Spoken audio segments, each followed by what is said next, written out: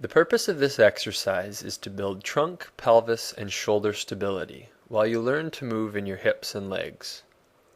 It is a good starting point to fix what I call the tail that wags the dog syndrome, where movement of a limb results in movement of the whole body. The goal is to learn to keep everything still and dissociate your hips.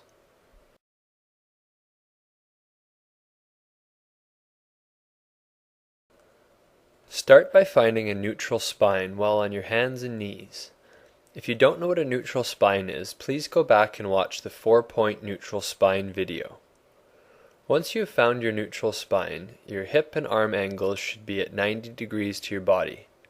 It is up to your stomach, shoulder, and leg muscles to keep them there as you attempt to move one leg. Remember that you are going from 4 points of contact to 3, so extra muscles will have to turn on to keep you still. Think about this before you attempt to move.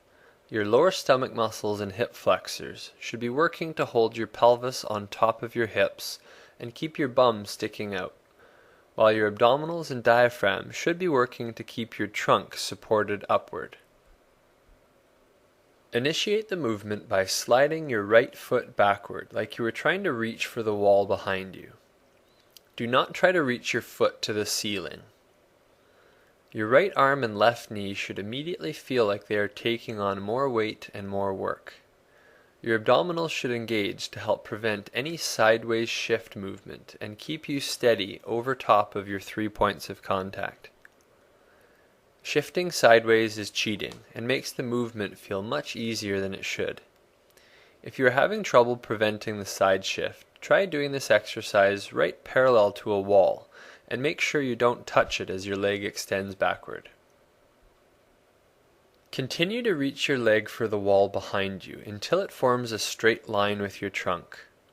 At the top of the movement, you should feel your butt and upper hamstring tighten up, and your core muscles will have to engage more strongly to maintain a neutral spine.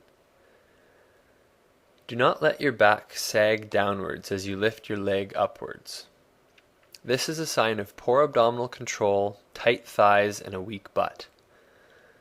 Maintain a neutral spine and use the muscles in the back of your leg to hold the long lever upward. You may find that what you feel is straight may not in fact be the case, so use a mirror to look at what your leg and back are doing. When your thigh and back muscles are really tight, it is common to lift the whole side of your pelvis and turn your leg outward as you lift it. This is cheating and will not help you at all. Try to keep your pelvis level and rotate your leg inward as you reach it backward, so that it looks like a straight line with your body. This will engage your butt and hamstrings. Use them to lift your leg, but make sure your abs aren't letting your trunk collapse downward. Once you are able to feel the proper leg movement and trunk stability, you can also remove the opposite hand from the ground to drop to 2 points of contact. If you have formed good stability with 3 points, dropping to 2 shouldn't be much harder.